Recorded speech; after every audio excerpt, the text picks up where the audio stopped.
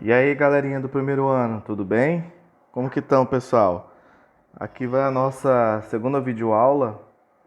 Ontem eu gravei a de artes, vou estar enviando, disponibilizando no e-mail da turma, tá? Quem conseguir pegar as aulas, avise os colegas, vão estar disponibilizando também no, no WhatsApp da turma. Estou encaminhando para a Sofia, para ela repassar para o pessoal. Mas se alguém quiser entrar em contato comigo, ela tem meu contato agora, pode pegar com ela para estar tirando dúvida em relação às atividades, em relação às formas que a gente vai trabalhar, tá bom?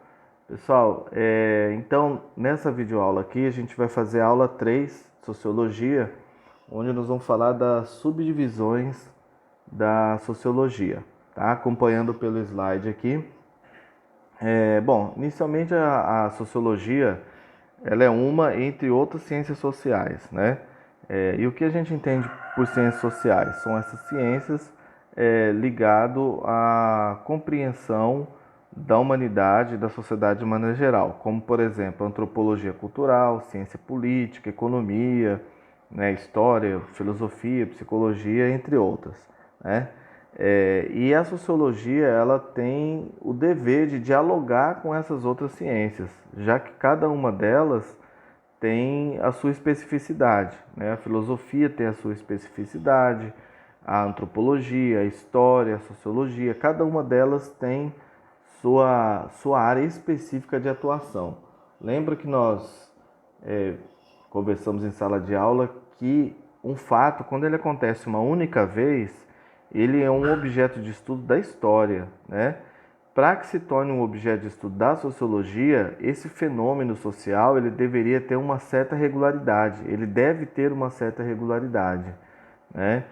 Por exemplo, a antropologia cultural ela tem como principal objeto de estudo, não somente esse, mas como principal o ser humano como produtor de cultura, né? A filosofia ela tem como principal aspecto a questão da reflexão, né? Do pensamento e por aí vai. Então, essas ciências elas devem se complementar, uma deve complementar a outra, né? Uma não deve ficar isolada da outra. Por isso que a sociologia ela tem o dever de dialogar com essas outras ciências sociais.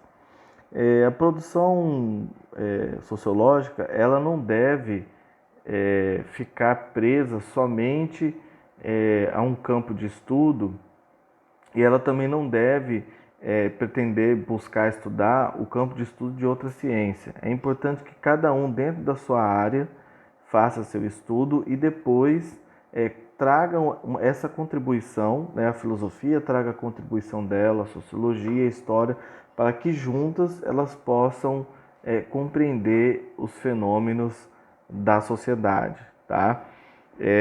O autor ele coloca como exemplo, vocês podem acompanhar na apostila de vocês na aula 3.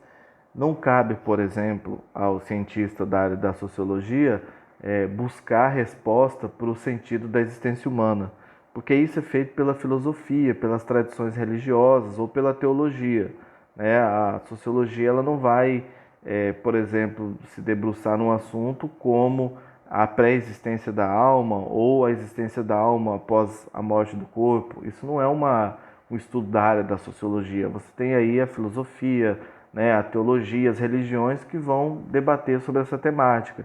No entanto, a sociologia não vai ignorar esse conhecimento. Num dado momento, quando a sociologia, por exemplo, for analisar um fenômeno religioso presente numa determinada sociedade, por exemplo, quando um determinado grupo religioso realiza um ritual. Esse ritual ele é feito anualmente e esse ritual ele tem a ver com a passagem da vida para a morte, por exemplo. Então isso é um fenômeno sociológico que está inserido na sociedade e que leva em consideração essa questão teológica religiosa. Então, mais uma vez a gente percebe que uma ciência ela vai complementar a outra, mas no entanto uma não vai invadir o espaço da outra.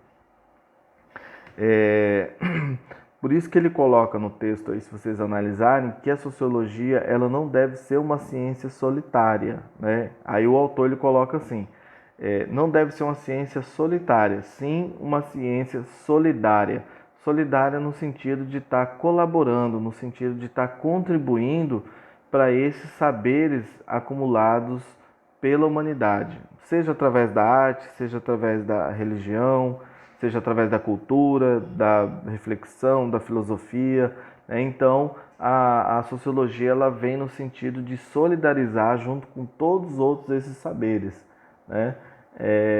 Quando a gente, por exemplo, pega a questão lá da mitologia grega, vamos voltar lá no início, lá atrás, né? A mitologia era um conhecimento que a filosofia buscava caminhar em paralelo, mas em nenhum momento ignorou a existência dos mitos e os mitos nunca deixaram de existir. Por mais que o conhecimento filosófico tenha, com o tempo, trilhado o seu próprio caminho, tenha desenvolvido métodos, formas de reflexão própria, jamais ignorou o mito e o mito jamais deixou de existir, né? Então é nesse sentido que diz que a sociologia é uma ciência solidária e não uma ciência solitária, tá? E aí vem a pergunta, então por que que a sociologia ela é subdividida em áreas de estudo, né? Já que se, por exemplo, a filosofia ela estuda um determinado aspecto da humanidade, a antropologia estuda outra, teologia é outra, psicologia é outra, por que que a sociologia, que já tem o seu objeto de estudo delimitado, que são os fenômenos que acontecem com uma certa regularidade na sociedade, por que que a sociologia ela é subdividida? Então vamos lá.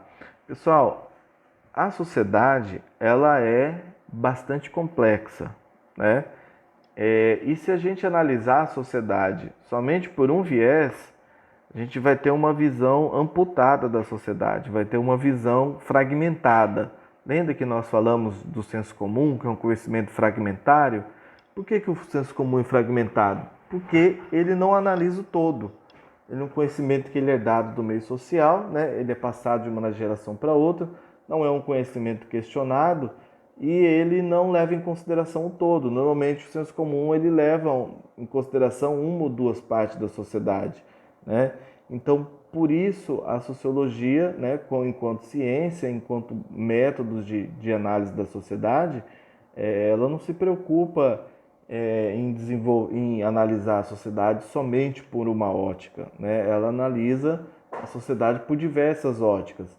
Então, nesse sentido, existe essas subdivisões da sociologia porque você vai ter cientistas da sociologia que vão estudar somente o fenômeno da educação, o outro vai estudar somente o fenômeno das artes, o outro somente do conhecimento, o outro somente da religião, da linguagem, ambiental, rural, urbano e por aí vai, né? Porque a sociedade, ela, por ter essa complexidade, você tem a vida rural, você tem a vida urbana, você tem a questão ambiental, a questão da linguagem, da comunicação, né, dos sotaques, do idioma, você tem a questão da religião, todos eles estão presentes na sociedade, todos eles estão no cotidiano da sociedade. E se houvesse somente uma ciência, somente uma área da sociologia, não teria como compreender esse todo, né? Por isso a necessidade de várias subdivisões da sociologia para que se possa observar essa sociedade por vários aspectos diferentes, para que se possa ter uma visão mais próxima da realidade, né?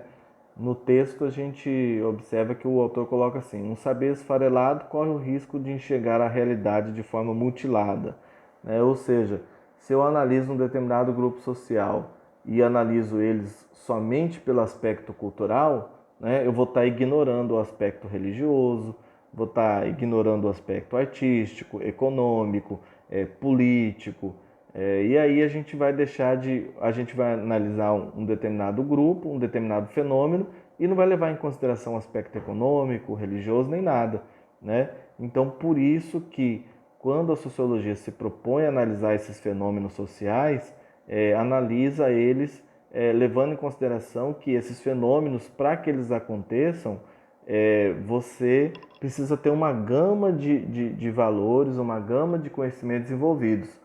Vamos pegar, por exemplo, aqui uma manifestação, né? Você pode colocar assim, a manifestação ela acontece porque as pessoas estão descontentes, por exemplo, né? E aí fazem manifestação. Aí sim, descontente com o quê? Qual é qual é a reivindicação dessa manifestação? É uma questão de gênero? É uma questão racial? É uma questão econômica? É uma questão política? É uma questão ideológica? Ou envolve dois, três aspectos desse, né? Então, ou seja, um fenômeno ele pode ser analisado de diversas maneiras possíveis, né? Pega, por exemplo, um casamento, né? Por que o casamento acontece? Como ele acontece? Tem um aspecto econômico envolvido? Tem um aspecto religioso envolvido? Tem um aspecto cultural, de gênero, né? Aí a gente entra no debate de casais de pessoas do mesmo sexo. Durante tanto tempo isso foi um tabu na sociedade, né? Hoje isso começa a ser normatizado. Então, ou seja, cada um dos fenômenos eles podem ser analisados de diversas maneiras diferentes. Por isso a sociologia ela tem essas subdivisões para dar conta dessas diferenças, tá? Aí o autor ele até reafirma aqui no texto que o sociólogo não necessita e não consegue estudar tudo em uma sociedade, né? Não, mas ele também, como ele não dá conta de estudar tudo numa sociedade, ao mesmo tempo ele não pode desconsiderar o todo, né? Por isso que cada aspecto precisa ser analisado por ciências diferentes, por pesquisadores diferentes, para que juntos, né? Por isso uma ciência solidária, não solitária, para que juntos possa ter uma compreensão do tecido social, né? E por que ele usa a palavra tecido social, né? Ele usa tecido social porque, se a gente for pegar o que é um tecido, são o entrecruzamento de várias linhas, né? São pequenas linhas fininhas, minúsculas, que entrelaçadas vão formando um tecido. Pega aí uma camisa, uma bermuda, um vestido, do que surge um tecido, né? Você vai pegando pequenas linhas, pequenos fragmentos, você vai juntando, costurando, entrelaçando um ao outro até que você cria um tecido. Então, esse sistema social, né, que o autor coloca, ele é feito justamente disso, né? Cada linhazinha dessa entrelaçada, dentro da sociologia, você tem lá a área da sociologia que vai analisar o aspecto econômico, o aspecto político, o aspecto social, o aspecto de gênero, o aspecto religioso. Dentro da área da filosofia, você tem a área da filosofia que vai refletir sobre a ética, sobre a estética, né? Vai refletir sobre a moral e por aí vai. Então, todos esses saberes juntos, eles formam um sistema social. Então, isso faz com que a gente possa ter uma ideia agora melhor de como a sociedade é complexa e de como que a busca por uma resposta simples para uma questão mais complexa faz com que haja uma fuga da realidade, né? Porque a gente percebe no dia a dia, às vezes nos jornais, nas mídias, ou as pessoas na rua mesmo, às vezes querem dar uma resposta bem simples para um tema bastante complexo, né? E aí, obviamente, a pessoa passa longe da realidade, né?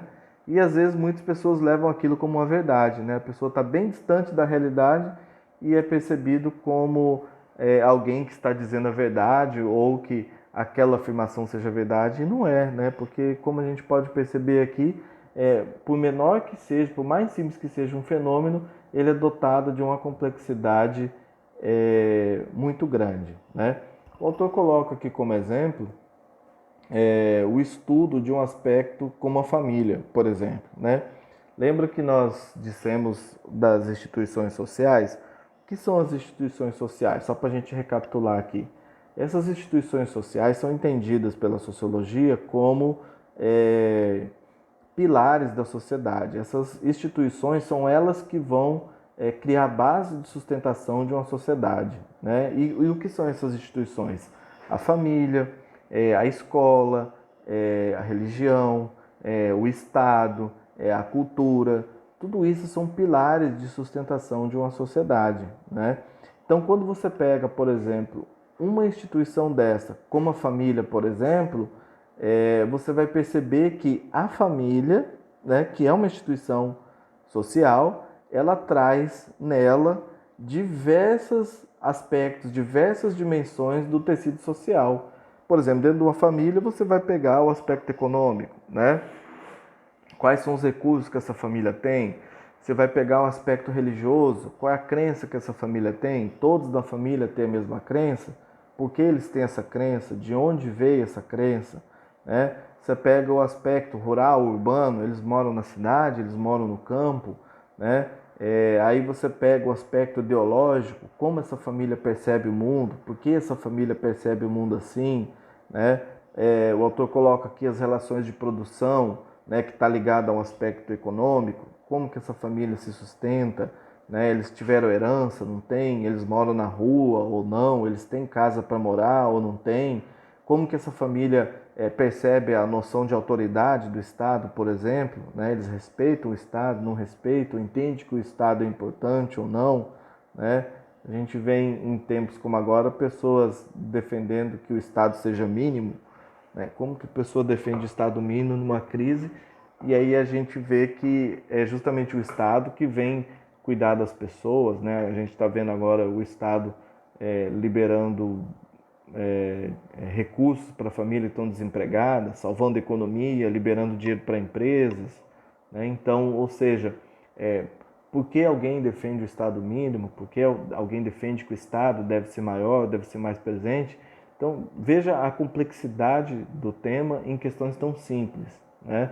Por isso que a gente precisa, quando estuda essas ciências sociais, a gente precisa tomar bastante cuidado, porque isso está diretamente ligado à nossa forma de perceber o mundo. E justamente por perceber o mundo de forma mutilada e de forma distante da realidade, que a sociedade vai virando um caos, né?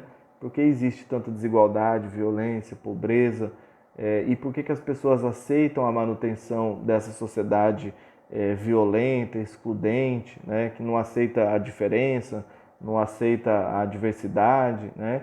É justamente porque essas pessoas que têm essa dificuldade em aceitar a diversidade, né, entender, compreender a diversidade, essas pessoas elas têm uma visão amputada de mundo, elas têm uma visão fragmentada, né, elas não conseguem perceber que o outro pode ser diferente, que pode existir uma outra religião que não a dele, que pode existir uma outra forma de viver que não seja dele, né, porque isso é o que? É ignorância.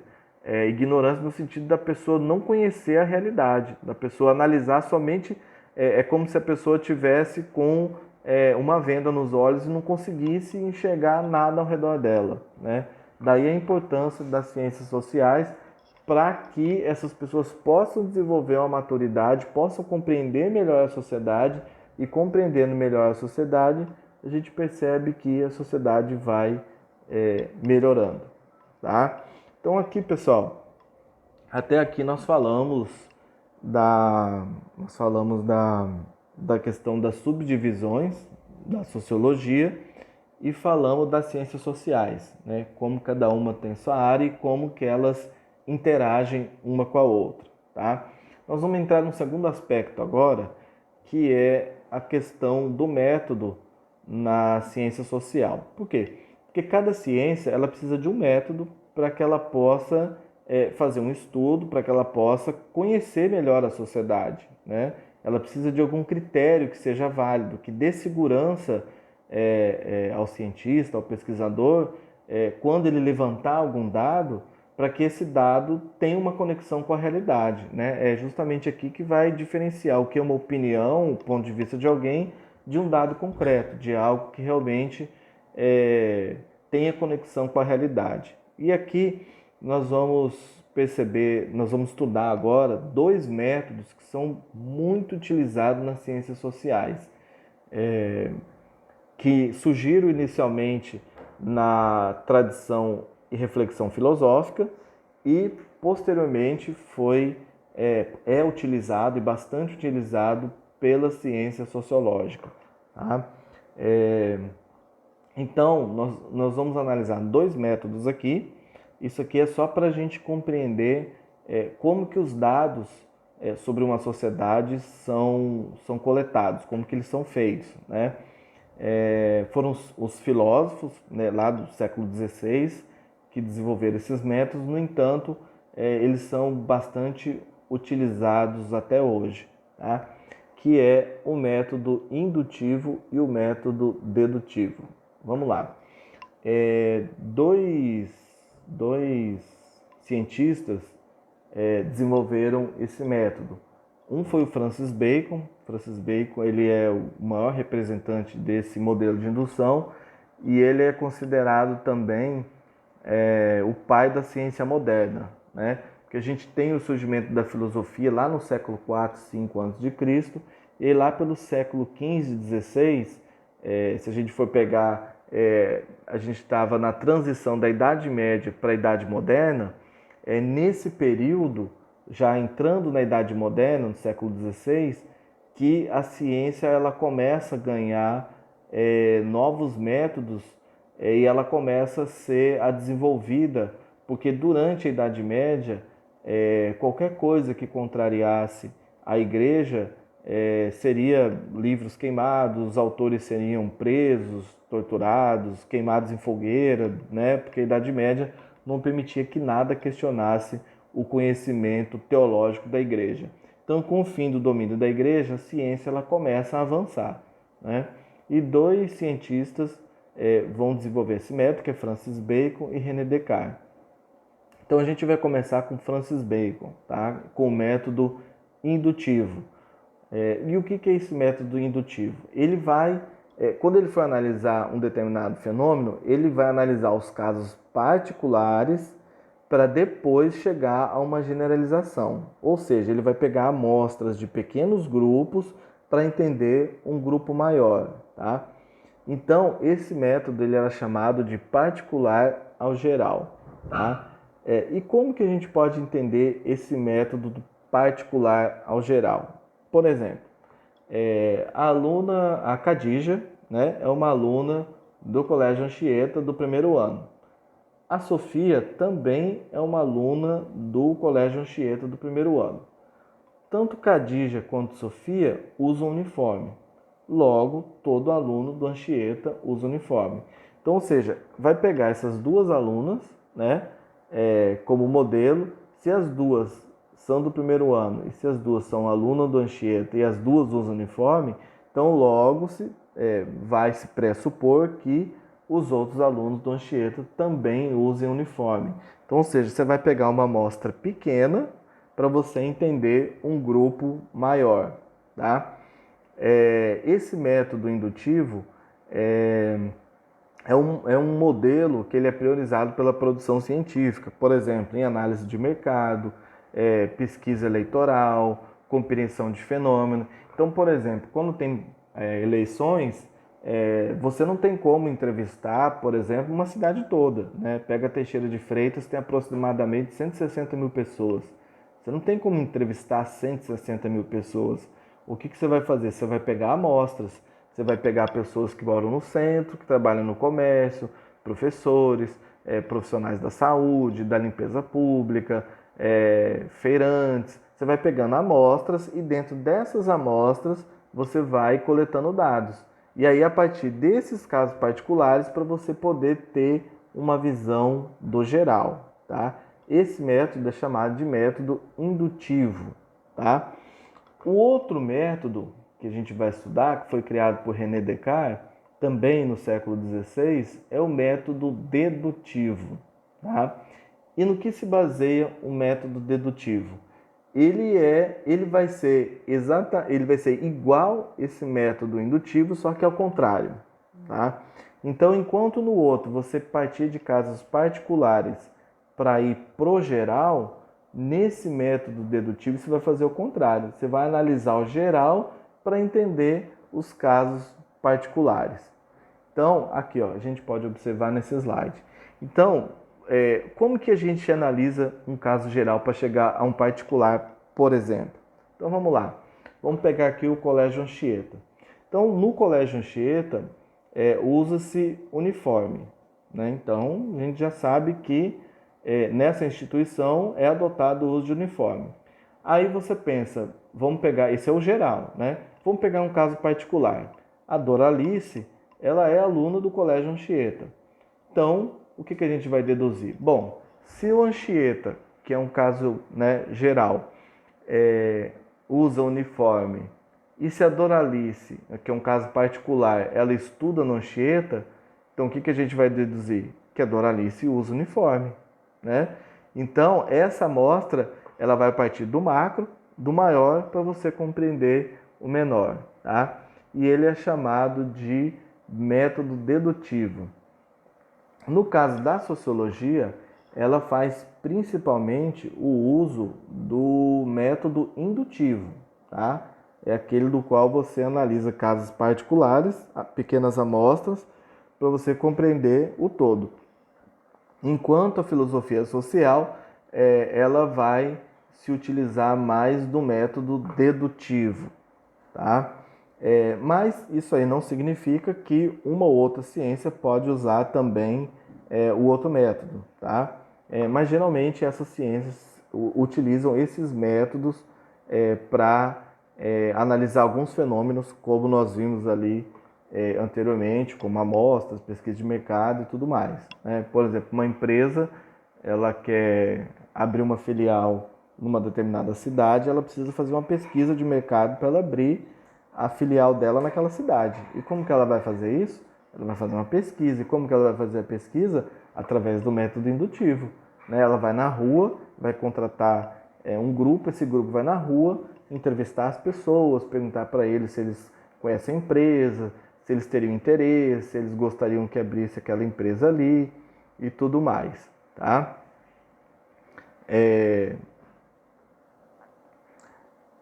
Um outro aspecto aqui, né?